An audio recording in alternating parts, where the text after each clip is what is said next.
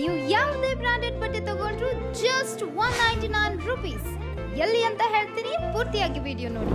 ನಮಸ್ಕಾರ ಬೀದರ್. ಇದೇ ಜೂನ್ ದಿನಾಂಕ 1ರಿಂದ 29ರವರೆಗೆ ನಮ್ಮ ಬೀದರ್ನ Zeera function hall, central bus ನಿಲ್ದಾಣದ ಎದುರುಗಡೆ, ಗುರುನಾನಕ್ ಮುಖ್ಯ ದ್ವಾರದ ಒಳಗಡೆ ನ್ಯೂ ಚೆನ್ನೈ ಶಾಪಿಂಗ್ ಸೇಲ್ ನ ಗ್ರ್ಯಾಂಡ್ ಆಗಿ ಓಪನ್ ಮಾಡ್ತಾ ಇದ್ದಾರೆ. ಇಲ್ಲಿ ಎಲ್ಲಾ ರೀತಿಯ ಸೀರೆಗಳು, ಫ್ರಾಕ್, ವೆಸ್ಟರ್ನ್ ಡ್ರೆಸ್, ಚೂಡಿದಾರ್, ಟಾಪ್ಗಳು, leggings, palazzo pant, shirt, jeans pants ಹಾಗೂ ನೈಟ್ ಶೂಟ್ ಚಿಕ್ಕ ವಯಸ್ಸಿನಿಂದ ದೊಡ್ಡ ವಯಸ್ಸಿನವರೆಗೂ ಟಾಪ್ ಬ್ರಾಂಡೆಡ್ ಕಂಪನಿಯಿಂದ ತಯಾರಾಗಿರುತ್ತವೆ ಹಾಗೂ ಅತ್ಯುತ್ತಮ ವಿನ್ಯಾಸವುಳ್ಳ ಆಟಿಕೆಗಳು ಕೂಡ ದೊರೆಯುತ್ತವೆ.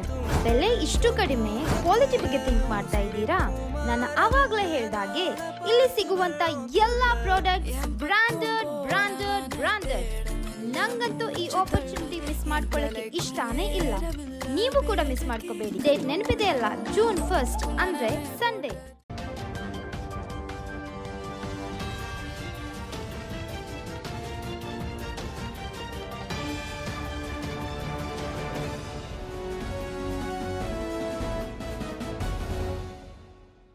ಎಲ್ರಿಗೂ ನಮಸ್ಕಾರ. ನೀವು ನೋಡ್ತಾ ಇದ್ದೀರಾ ಸುದ್ದಿ ಸಮಯ ನ್ಯೂಸ್ ಚಾನಲ್. ಇದು ಲೋಕಲ್ ಎಕ್ಸ್ಪ್ರೆಸ್. ನಾನು ಮಹರ್ದೊಡ್ಡ ಕುಳಗಿ.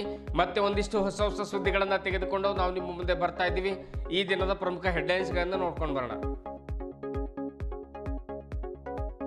65 ವಿದ್ಯೆಗಳಲ್ಲಿ ಪಾರಂಗತರಾದ ಕುಮಾರಿ ಆಕಾಂಕ್ಷಾ ಪುರಾಣಿಕ್ ಅವರಿಗೆ ಏಕ್ತಾ ಫೌಂಡೇಶನ್ ಕಚೇರಿಯಲ್ಲಿ ಸನ್ಮಾನ. ಇಂಡೋನೇಷ್ಯಾ ವರ್ಲ್ಡ್ ಬುಕ್ ಆಫ್ ರೆಕಾರ್ಡ್ನಲ್ಲಿ ಆಕಾಂಕ್ಷಾ ಹೆಸರು ಅಂತಾರಾಷ್ಟ್ರೀಯ ಮಟ್ಟದಲ್ಲಿ ಹೆಸರು ಮಾಡಲೆಂದು ಶುಭ ಹಾರೈಸಿದ ರವೀಂದ್ರ ಸ್ವಾಮಿ. ಸರಸ್ವತಿ ಶಿಕ್ಷಣ ವಿಕಾಸ ಸಮಿತಿ ಮತ್ತು ಅಲ್ಲಿಯ ಹಳೆ ವಿದ್ಯಾರ್ಥಿಗಳ ಸಂಘದ ವತಿಯಿಂದ ಆಯೋಜಿಸಿದ ವಿಶ್ವ ಪರಿಸರ ದಿನಾಚರಣೆ.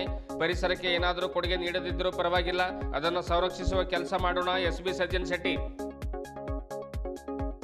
ಬಾಲ್ಕಿ ತಾಲೂಕಿನ ಮಳಚಾಪುರ ಗ್ರಾಮದ ಶಂಭುಲಿಂಗೇಶ್ವರ ಆಶ್ರಮದಲ್ಲಿ ವಿಶ್ವ ಪರಿಸರ ದಿನಾಚರಣೆ. ಪರಿಸರ ಉಳಿದರೆ ಮಾತ್ರ ಜೀವ ಸಂಕುಲ ಉಳಿಯಲು ಸಾಧ್ಯ. ಸಸ್ಯಗಳನ್ನು ಮಕ್ಕಳಂತೆ ಸಂರಕ್ಷಣೆ ಮಾಡಬೇಕು. ಪೂಜ್ಯ ಶ್ರೀ ಸದ್ರೂಪಾನಂದ ಭಾರತಿ ಶ್ರೀಗಳು. ಬೀದರ್ ನಗರದಲ್ಲಿರುವ ಪತ್ರಕರ್ತರ ದೇಗುಲವಾಗಿರುವ ಜಿಲ್ಲಾ ಪತ್ರಿಕಾ ಭವನದಲ್ಲಿ ಗುರುವಾರ ಪರಿಸರ ದಿನ ಆಚರಣೆ. ಸಸಿ ನೆಟ್ಟು ನೀರು ಉಣಿಸಿದ ಹಿರಿಯ ಪತ್ರಕರ್ತ ಬಾಬುವಾಲಿ, ಸಂಸದರ ಅನುದಾನ ಪಡೆದು ಪತ್ರಿಕಾ ಭವನ ಅಭಿವೃದ್ಧಿಪಡಿಸಬೇಕಾಗಿದೆ ಎಂದು ಅಭಿಮತ. ಇಂದಿನ ಒಂದಿಷ್ಟು ವಾರ್ತೆಗಳ ವಿವರಗಳನ್ನು ನೋಡ್ಕೊಂಡು ಬರೋಣ. ಕುಮಾರಿ ಆಕಾಂಕ್ಷಾ ಬೀದರ್ನ ಅಪ್ಪ ಇಂಜಿನಿಯರಿಂಗ್ ಕಾಲೇಜಿನಲ್ಲಿ 4ನೇ ಸೆಮಿಸ್ಟರ್ನಲ್ಲಿ ಅಧ್ಯಯನ ಮಾಡ್ತಾ ಇದ್ದು 65 ವಿದ್ಯೆಗಳನ್ನು ಕರಗತ ಮಾಡಿಕೊಂಡ ಈಕೆಗೆ USA-ನಿಂದಲೂ ಕೂಡ ಪ್ರಶಸ್ತಿಗಾಗಿ ಆಹ್ವಾನ ಬಂದಿದೆ. ವಿದ್ಯೆ ಕಲಿಯಲು ವಯಸ್ಸಿಗಿಂತಲೂ ಕೂಡ ಮನಸ್ಸು ಬಹಳ ಮುಖ್ಯ. ಸಾಧಿಸುವ ಛಲ ಹೊಂದಿದ್ರೆ ಏನು ಬೇಕಾದರೂ ಸಾಧನೆ ಗೈಬಹುದು ಎಂಬುದಕ್ಕೆ ಆಕಾಂಕ್ಷಾ ಇಂದಿನ ಯುವಕ ಯುವತಿಯರಿಗೆ ಜ್ವಲಂತ ಸಾಕ್ಷಿಯಾಗಿದ್ದಾರೆ ಎಂದು ಕರ್ನಾಟಕ ಕಾರ್ಯನಿರತ ಪತ್ರಕರ್ತರ ಸಂಘದ ಜಿಲ್ಲಾಧ್ಯಕ್ಷ DK ಗಣಪತಿ ತಿಳಿಸಿದರು. ಬೀದರ್ನ ಶಿವನಗರದಲ್ಲಿರುವಂತಹ ಏಕ್ತಾ ಫೌಂಡೇಶನ್ ಸುದ್ದಿ ಸಮಯ ಕಚೇರಿಯಲ್ಲಿ ಕುಮಾರಿ ಆಕಾಂಕ್ಷಾ ಅವರಿಗೆ ಆಕಾಂಕ್ಷಾ ಪುರಾಣಿಕ್ ಅವರಿಗೆ ಗೌರವ ಸನ್ಮಾನ ಸಮಾರಂಭದಲ್ಲಿ ಅವರು ಮಾತನಾಡುತ್ತಾರೆ. ಚಿಕ್ಕಂದಿನಿಂದಲೂ ಶಿಕ್ಷಣದ ಜೊತೆಗೆ ಒಂದೊಂದೇ ಕಲೆಗಳನ್ನು ಕರಗತ ಮಾಡಿಕೊಳ್ಳುತ್ತಾ ಸಾಗಿದ ಈ ಯುವತಿ ಇಂದು 65 ವಿದ್ಯೆಗಳಲ್ಲಿ ಪರಿಣಿತಿಯನ್ನು ಹೊಂದಿದ್ದು ನಿಜಕ್ಕೂ ಕೂಡ ಶ್ಲಾಘನೀಯ ಕಾರ್ಯವಾಗಿದೆ ಎನ್ನುವಂಥ ಮಾತನ್ನು ಹೇಳಿದರು. ಖ್ಯಾತ ವೈದ್ಯರಾದ ಡಾಕ್ಟರ್ ಸಪ್ನಾ ಬ್ರಹ್ಮಾನಂದ ಸ್ವಾಮಿ ಮಾತನಾಡಿ, ಬಹುಮುಖ ಪ್ರತಿಭೆ ಹೊಂದಿರುವ ಕುಮಾರಿ ಆಕಾಂಕ್ಷಾ ಈ ನಾಡು ಕಂಡ ಅಪರೂಪದ ಸಾಧಕಿ. ಸಾವಿರಕ್ಕೊಬ್ಬರು ಇಂಥ ಸಾಧನೆಯನ್ನು ಮಾಡ್ತಾರೆ. ಒಂದೇ ವಿದ್ಯೆಯಲ್ಲಿ ಜೀವನ ಪೂರ್ತಿ ಸಾಧನೆ ಮಾಡುವ ಇಂದಿನ ಸಾಧಕರ ಮಧ್ಯೆ ಶಿಕ್ಷಣದ ಜೊತೆಗೆ 65 ವಿದ್ಯೆ ಕಲಿತಿರುವ ಈಕೆಯ ಸಾಧನೆ ಬಣ್ಣಿಸಲು ಸಾಧ್ಯವಾಗಿರತಕ್ಕಂಥದ್ದು. ಮುಂದೆ ಇದೇ ರೀತಿ ವಿಶ್ವಖ್ಯಾತಿ ಪಡೆಯಲಿ ಎಂದು ಶುಭ ಹಾರೈಸಿದರು. ಈಕೆಯ ಪ್ರತಿಭೆ ಕಂಡು ರವೀಂದ್ರ ಸ್ವಾಮಿಯವರು ಇಂದು ಸನ್ಮಾನಿಸಿ ಪ್ರೋತ್ಸಾಹಿಸಿದ್ದು ಮಾದರಿ ಕಾರ್ಯ ಎನ್ನುವಂಥ ಮಾತನ್ನು ಹೇಳಿದರು. ಇದೇ ವೇಳೆ ಏಕ್ತಾ ಫೌಂಡೇಶನ್ ಅಧ್ಯಕ್ಷ ಶ್ರೀ ರವೀಂದ್ರ ಸ್ವಾಮಿ, ಕರ್ನಾಟಕ ಕಾರ್ಯನಿರತ ಪತ್ರಕರ್ತರ ಸಂಘದ ಪ್ರಧಾನ ಕಾರ್ಯದರ್ಶಿ ಶಿವಕುಮಾರ್ ಸ್ವಾಮಿ, ಪ್ರಮುಖರಾದ ಶ್ರೀಕಾಂತ್ ಸ್ವಾಮಿ ಸೋಲ್ಪುರ್, ಮಹೇಶ್ವರ್ ಸ್ವಾಮಿ, ಕಾರ್ತಿಕ್ ಸ್ವಾಮಿ ಮಠಪತಿ, ರೇವಣಸಿದ್ದಯ್ಯ ಸ್ವಾಮಿ ಹೆಡ್ಗಾಪುರ್, ಪತ್ರಕರ್ತ ಮಹಾರದೊಡ್ಡ ಕುಳಗಿ, ಕುಮಾರಿ ಆಕಾಂಕ್ಷಾ ಅವರ ತಾಯಿ ರೂಪಾಲಿ ಪುರಾಣಿಕ್, ಪ್ರಕಾಶ್ ಹಮ್ಮ ಸೇರಿದಂತೆ ಕಚೇರಿಯ ಸಿಬ್ಬಂದಿ ವರ್ಗದವರು ಉಪಸ್ಥಿತರಿದ್ದರು. ಇಂಡೋನೇಷ್ಯಾದ ಸಂಸ್ಥೆಯೊಂದರಿಂದ high range multi talented person ಪ್ರಶಸ್ತಿಯನ್ನು ಪಡೆದಿರುವ ಕುಮಾರಿ ಆಕಾಂಕ್ಷಾ ಪುರಾಣಿಕ್ ಅವರಿಗೆ ಪ್ರಪ್ರಥಮವಾಗಿ ಅಭಿನಂದನೆಗಳನ್ನು ಸಲ್ಲಿಸ್ತೇನೆ. ಇವತ್ತು ಏಕತಾ ಫೌಂಡೇಶನ್ ವತಿಯಿಂದ ರವಿಸ್ವಾಮಿಯವರು ಒಂದು ಒಳ್ಳೆಯ ಕಾರ್ಯಕ್ರಮವನ್ನು ಆಯೋಜಿಸಿದ್ದಾರೆ. ಯಾಕಂದರೆ ಈ ದೇಶದಲ್ಲಿ ಭಾಳಷ್ಟು ಪ್ರತಿಭೆಗಳಿವೆ, ಅದು ಗುರುತಿಸುವಂಥ ಕೆಲಸಗಳು ಆಗಬೇಕು. ರವೀಂದ್ರ ಸ್ವಾಮಿಯವರು ಒಂದು ಕುಮಾರಿ ಆಕಾಂಕ್ಷಿ ಅವರನ್ನು ಬೀದರ್ಗೆ ಕರೆಸಿ, ಅವರು ಮೂಲತಃ ಗುಲ್ಬರ್ಗಾದವರು ಆಕಾಂಕ್ಷಿ ಅವರು, ಆದರೂ ಬೀದರ್ಗೆ ಕರೆಸಿ ಒಂದು ಒಳ್ಳೆಯ ಸನ್ಮಾನನ ಮಾಡಿದ್ದಾರೆ. ಅವರಿಗೂ ಕೂಡ ಅಭಿನಂದನೆ ಸಲ್ಲಿಸ್ತೇನೆ.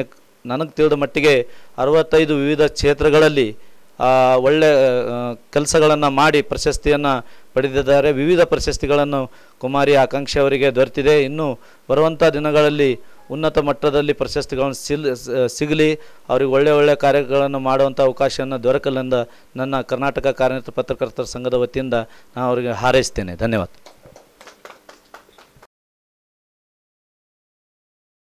ನಿಸರ್ಗವು ನಮಗೆ ಎಲ್ಲವನ್ನು ಉಚಿತವಾಗಿ ನೀಡುತ್ತದೆ.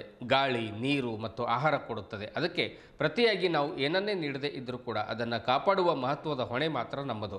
ನಮ್ಮ ದೇಶದಲ್ಲಿ ಪ್ರಾಚೀನ ಕಾಲದಿಂದಲೂ ನಾವು ನಿಸರ್ಗ ಆರಾಧಕರು. ಅನೇಕ ಗಿಡ ಮರಗಳು, ಪರಿಸರ, ಅನೇಕ ಅಂಶಗಳು ಪೂಜನೀಯವಾಗಿವೆ. ಆದ್ದರಿಂದ ಅವುಗಳನ್ನು ಸಂರಕ್ಷಿಸಲು ಕರೆ ನೀಡಿದ ಅವರು ಇಂದು ಪ್ಲಾಸ್ಟಿಕ್ ಬಳಕೆ ಹೆಚ್ಚಾಗಿರುವುದರಿಂದ ಮಾಲಿನ್ಯ ಉಂಟಾಗಿ ಬಹುತೇಕರಿಗೆ ಕ್ಯಾನ್ಸರ್ ಆವರಿಸ್ತಾ ಇದೆ.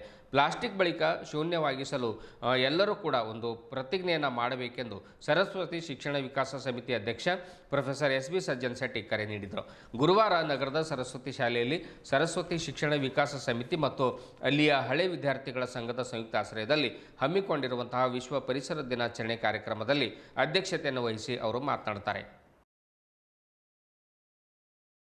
ವನ್ಯ ಹಾಗೂ ವನ್ಯಜೀವಿಗಳನ್ನು ಸಂರಕ್ಷಿಸಿದಲ್ಲಿ ಪರಿಸರ ಸಂರಕ್ಷಣೆ ಸಾಧ್ಯವಿದೆ ಎಂದು ಸಾಮಾಜಿಕ ಅರಣ್ಯ ಇಲಾಖೆಯ ವಲಯ ಸಂರಕ್ಷಣಾಧಿಕಾರಿ ಶಿವಕುಮಾರ್ ರಾಠೋಡ್ ಹೇಳಿದರು. ಶಾಲೆಯ ಹಿರಿಯ ವಿದ್ಯಾರ್ಥಿಗಳ ಪ್ರತಿನಿಧಿಯಾಗಿ ಭಾಗವಹಿಸಿರುವಂತಹ ಶಿವಾನಂದ ಗಾದ್ಗೆ, ಸಂಸ್ಥೆಯ ಉಪಾಧ್ಯಕ್ಷ ನಾಗೇಶ್ ರೆಡ್ಡಿ, ಶಾಲೆಯ ಮುಖ್ಯ ಗುರುಗಳಾಗಿರುವಂತಹ ಪ್ರತಿಭಾ ಚಾಮ, ಹಿರಿಯ ವಿದ್ಯಾರ್ಥಿಗಳ ಸಂಘದ ಅಧ್ಯಕ್ಷೆ ಪ್ರೊಫೆಸರ್ ವೀಣಾ ಜಲಾದೆ, ಶಾಲೆಯ ಶಿಕ್ಷಕ ಬಾಲಾಜಿ ರಾಠೋಡ್, ಪುಷ್ಪಕ್ ಜಾಧವ್, ಆಮೇಲೆ ಶಿವಪುತ್ರ ನೇಳಿಗೆ ವೇದಿಕೆ ಮೇಲೆ ಹಾಜರಿದ್ದರು. ಇದೇ ವೇಳೆ ಶಾಲೆಯ ಪರಿಸರದಲ್ಲಿ ಸಸಿಗಳನ್ನು ನೆಡಲಾಯಿತು. ಜೊತೆಗೆ ಅಲ್ಲಿಯ ವಿದ್ಯಾರ್ಥಿಗಳಿಗೆ ವಿವಿಧ ಬಗೆಯ ಸಸಿಗಳನ್ನು ವಿತರಣೆ ಮಾಡಲಾಯಿತು. ಪರಿಸರದಿಂದ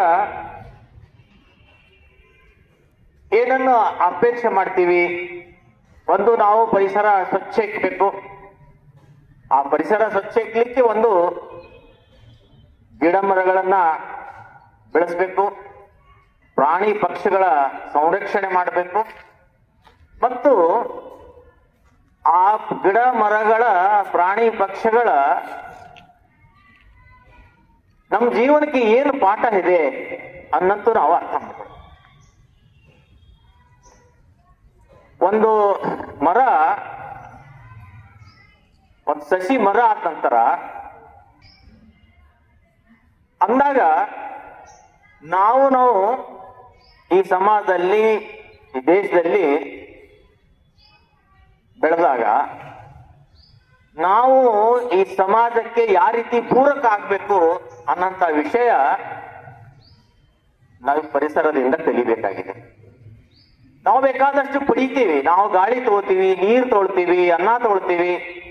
ಅನೇಕ ಜನ ನಮ್ಮಲ್ಲಿ ಒಂದೊಂದು ವಸ್ತುಗಳನ್ನ ನಾವು ಪೂಜೆ ಮಾಡೋ ಮುಖಾಂತರ ಅವನ ಪರಿಸರಕ್ಕೆ ಎಷ್ಟು ಮಹತ್ವ ಇದೆ ಆ ಅಂಶಗಳನ್ನ ನಾವು ಕಲಿಬೇಕಾಗ್ತದೆ.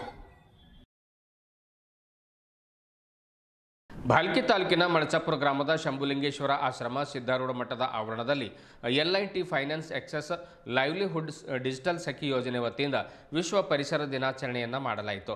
ಪೂಜ್ಯ ಸದ್ರೂಪಾನಂದ ಭಾರತಿ ಮಹಾಸ್ವಾಮಿಗಳು ಮಾತನಾಡಿ, ಪರಿಸರ ಉಳಿದಲ್ಲಿ ಮಾತ್ರ ಜೀವ ಸಂಕುಲ ಬದುಕುಳಿಯಲು ಸಾಧ್ಯ. ಈ ನಿಟ್ಟಿನಲ್ಲಿ ಪ್ರತಿಯೊಬ್ಬರು ಕೂಡ ಗಿಡ ಮರಗಳನ್ನು ನೆಡಬೇಕು ಮತ್ತು ಮಕ್ಕಳಂತೆ ಪಾಲನೆ ಪೋಷಣೆ ಮಾಡಬೇಕೆಂದು ಅವರು ತಿಳಿಸಿದರು. ಸಂಪನ್ಮೂಲ ವ್ಯಕ್ತಿಗಳಾದ ರೇವಣಸಿದ್ದ ಜಾಡರ್ ಮಾತನಾಡಿ, ದಿನೇ ದಿನೇ ಹೆಚ್ಚುತ್ತಿರುವಂಥ ನಗರೀಕರಣ, ರಸ್ತೆ ಅಗಲೀಕರಣ, ಕಾರ್ಖಾನೆಗಳಿಂದ ಪರಿಸರ ವಿನಾಶದತ್ತ ಸಾಗ್ತಾ ಇದೆ. ಇದನ್ನು ಅರಿತು ಪ್ರತಿಯೊಬ್ಬರು ಕೂಡ ಗಿಡಗಳನ್ನು ನೆಡಬೇಕು. ಈ ನಿಟ್ಟಿನಲ್ಲಿ ಡಿಜಿಟಲ್ ಸಖಿಯರು ಜಾಗೃತಿ ಮೂಡಿಸುವಂಥ ಕಾರ್ಯ ಶ್ಲಾಘನೀಯವಾಗಿದೆ ಎಂದು ಹೇಳಿದರು. ವಲಯ ಸಂಚಾಲಕರಾದ ಚಿನ್ಮಯ್, ಆಮೇಲೆ ವಿಶಾಲ್ ಪಾಟೀಲ್, ಜಗದಯ್ಯ ಸ್ವಾಮಿ, ಸಂತೋಷ್ ಕೊಳಾರೆ ಸೇರಿದಂತೆ ಇನ್ನು ಅನೇಕ ಜನರು ಈ ಸಂದರ್ಭದಲ್ಲಿ ಉಪಸ್ಥಿತರಿದ್ದರು. ಸದ್ಭಕ್ತರು ವಿಶ್ವ ಪರಿಸರ ದಿನಾಚರಣೆ ಅಂದ್ರೆ ವಿಶ್ವ ಅಂದ್ರೆ ಇಡೀ ಜಗತ್, ಇಡೀ ವರ್ಲ್ಡ್ ಅಂತ ಕರ್ಕೊಂಡು ಬಂದಾರ.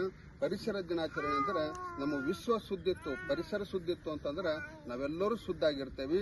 ನಮ್ದು ಹೆಂಗ ಶ್ವಾಸ ನಿಶ್ವಾಸವನ್ನು ನಾವು ತಗೋತೇವಲ್ಲ, ಹಂಗ ಶ್ವಾಸದೊಳಗ ಕಾರ್ಬನ್ ಡೈಆಕ್ಸೈಡ್ ಮತ್ತು ಇಂಗಾಲ್ ಡೈಆಕ್ಸೈಡ್ ಅಂತ ಕರ್ಕೊಂಡು ಬಂದಾರೆ. ಕಾರ್ಬನ್ ಡೈಆಕ್ಸೈಡ್ ಅಂದ್ರೆ ಅಶುದ್ಧವಾದಂತ ಗಾಳಿಯನ್ನ ಹೀರ್ಕೊಂಡು ಸಸಿ ಮರ ಗಿಡಗಳೆಲ್ಲ ನಮಗೆ ಶುದ್ಧವಾದಂಥ ಆಕ್ಸಿಜನ್ ಗಾಳಿಯನ್ನು ಶುದ್ಧವಾದಂಥ ಗಾಳಿಯನ್ನು ಕೊಡ್ತಕ್ಕಂಥದ್ದು ಯಾವುದು ಅಂದ್ರೆ ಗಿಡ ಮರಗಳು ಅಂತ ಕರ್ಕೊಂಡು ಬಂದಾರ. ಅವತ್ತಿನ ಈಗ ಆ ಒಂದು ಸಂದರ್ಭದೊಳಗೆ ನಮ್ಮದು ಮಠ ಇರ್ಬೋದು, ಮನೆಗಳು ಇರ್ಬೋದು, ಹೊಲಗಳು ಇರ್ಬೋದು, ಮತ್ತು ರೋಡಿನ ಸೈಡ್ ಇರ್ಬೋದು, ಎಲ್ಲ ತಲೆ ಏನದಂದ್ರೆ ಸಸಿಯನ್ನು ನೆಟ್ಟು ಗಿಡಗಳನ್ನು ನೆಟ್ಟು ಏನದಂದ್ರೆ ನಾವು ಶುದ್ಧವನ್ನ ಗಾಳಿಯನ್ನು ನಾವು ತಗೋತೇವೆ. ಇವತ್ತಿನ ದಿವಸ ಏನದಂದ್ರೆ ಪರಿಸರ ಮಾಲಿನ್ಯ ಅಂತ ಕರ್ಕೊಂಡು ಬಂದಿರ್ತೀವಿ ನಾವು. ಕಾರು ಗಾಡಿ ಇವುಗಳಿಂದ ನಮ್ಮ ಪರಿಸರ ಹಾಳಾಗ್ತದ. ಮತ್ತು ಫ್ಯಾಕ್ಟ್ರಿಗಳಿಂದ ಹೊರ ಹೋಗ್ತಕ್ಕಂತಹ ವಿಷದ ಅನಿಲಗಳಿಂದ ನಮ್ಮ ಪರಿಸರ ಹಾಳು ಮಾಡ್ತದ. ಆ ಎಲ್ಲವನ್ನು ಪರಿಸರ ಶುದ್ಧ ಮಾಡ್ತಕ್ಕಂಥದ್ದು ಯಾವುದು ಅಂದ್ರೆ ಗಿಡ ಮರಗಳು ಅಂತ ಕರ್ಕೊಂಡು ಬಂದಾರ. ಅಂತ ಗಿಡ ಮರಗಳನ್ನ ನಾವು ಮನಿ ಮಠ ಎಲ್ಲ ತಲೆ ನೆಟ್ ಏನದಂದ್ರೆ ನಮ್ಮ ವಾತಾವರಣ ಶುದ್ಧ ಆಯ್ತು ಅಂದ್ರೆ ನಾವೂ ಶುದ್ಧ ಇರ್ತೇವೆ, ನಮ್ಮ ಮಕ್ಕಳು ಶುದ್ಧ ಇರ್ತಾರ, ನಮ್ಮ ಪರಿಸರ ಶುದ್ಧ ಆಗಿರ್ತದ ಅಂತ ಹೇಳಕ್ಕ ನಮ್ಮ ಸಂತೋಷ ಅನಿಸ್ತದ. ಅದಕ್ಕೆ ಈ ಒಂದು ದಿಶೆದೊಳಗ ನಮ್ದೆಲ್ಲ ಆವರಣದಲ್ಲಿ ವಿಶ್ವ ಪರಿಸರ ದಿನಾಚರಣೆ ಎಲ್ಲ ಸಖಿಯರು ಸೇರಿ ಮತ್ತು ಪೂಜ್ಯರ ಅಮೃತಾಸ್ತದಿಂದ ಆಚರಣೆ ಮಾಡಲಾಗಿದೆ.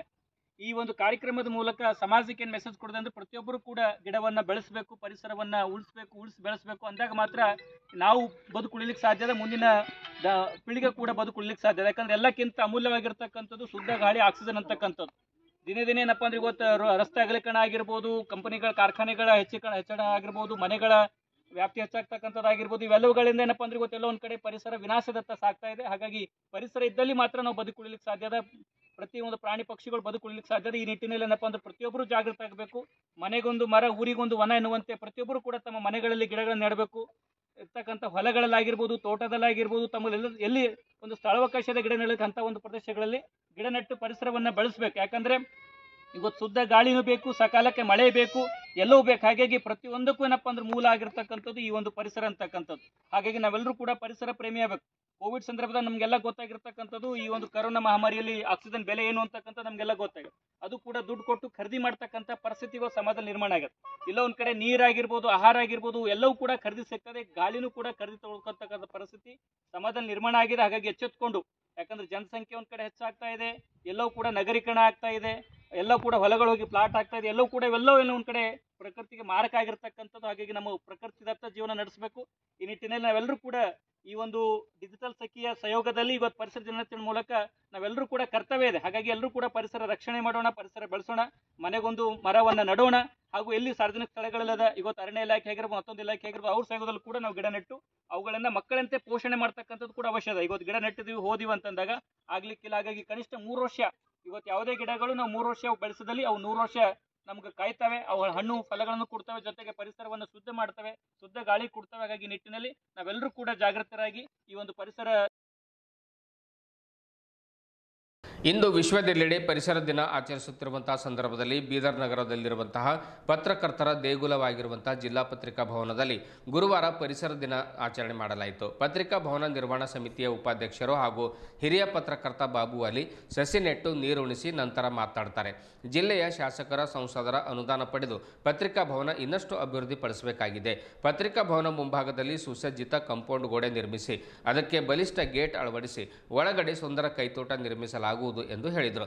ಸಮಿತಿಯ ಮತ್ತೋರ್ವ ಉಪಾಧ್ಯಕ್ಷರು ಹಾಗೂ ಕರ್ನಾಟಕ ಕಾರ್ಯನಿರತ ಪತ್ರಕರ್ತರ ಸಂಘದ ಜಿಲ್ಲಾಧ್ಯಕ್ಷ ಡಿಕೆ ಗಣಪತಿ ಮಾತನಾಡಿ ಇಂದು ಅಳಿವಿನ ಅಂಚಿನಲ್ಲಿರುವಂತಹ ಪರಿಸರ ಸಂರಕ್ಷಣೆ ಈ ದೇಶದ ಪ್ರತಿಯೊಬ್ಬರ ಒಂದು ಜವಾಬ್ದಾರಿ ನಾಗರಿಕರದ್ದು.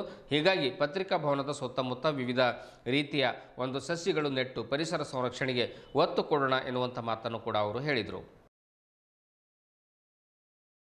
ಜಿಲ್ಲಾ ಪತ್ರಿಕಾ ಭವನದಲ್ಲಿ ವಿಶ್ವ ಪರಿಸರ ದಿನಾಚರಣೆ ಆಚರಣೆ ಮಾಡಿದ್ದು ಹಾಗೂ ಭವನದ ಆವರಣದಲ್ಲಿ ಸಸಿ ನೆಟ್ಟು ಪರಿಸರ ಸಂರಕ್ಷಣೆಗೆ ನಾಂದಿ ಹಾಡಿದ್ದು ಮಾದರಿಯಾಗಿದೆ. ಇದೇ ರೀತಿ ಪ್ರತಿಯೊಬ್ಬರು ಕೂಡ ತಮ್ಮ ತಮ್ಮ ಆವರಣದಲ್ಲಿ ಸಸಿ ನೆಟ್ಟು ಪರಿಸರ ಸಂರಕ್ಷಣೆಯನ್ನು ಮಾಡಬೇಕು. ಇದೇ ವೇಳೆ ಸಮಿತಿಯ ಹಿರಿಯ ಸದಸ್ಯರು ಹಾಗೂ IFWJ ಸದಸ್ಯ ಅಪ್ಪರಾವ್ ಸೌದಿ, ಮಾಳಪ್ಪ ಅಡ್ಸಾರೆ ಮಾತನಾಡಿದರು. ಸಮಿತಿಯ ಸದಸ್ಯರು ಹಾಗೂ KUWJ ಜಿಲ್ಲಾ ಪ್ರಧಾನ ಕಾರ್ಯದರ್ಶಿ ಶಿವಕುಮಾರ್ ಸ್ವಾಮಿ, ಪತ್ರಿಕಾ ಭವನದ ಸಿಬ್ಬಂದಿ ರಾಮಣ್ಣ ಕೊಂಡ, ತುಳಜಮ್ಮ ಹಾಗೂ ಇನ್ನಿತರರು ಈ ಸಂದರ್ಭದಲ್ಲಿ ಉಪಸ್ಥಿತರಿದ್ದರು. ಇದುವರೆಗೂ ಸುದ್ದಿ ಕೊಟ್ಟಿರುವ ನಾನು ಮಹಾರ್ದ ಡಾಕಳಿಗೆ ಮತ್ತೆ ಮುಂದಿನ ವಾರ್ತೆಗಳೊಂದಿಗೆ ಭೇಟಿಯಾಗೋಣ. ವಂದನೆಗಳು.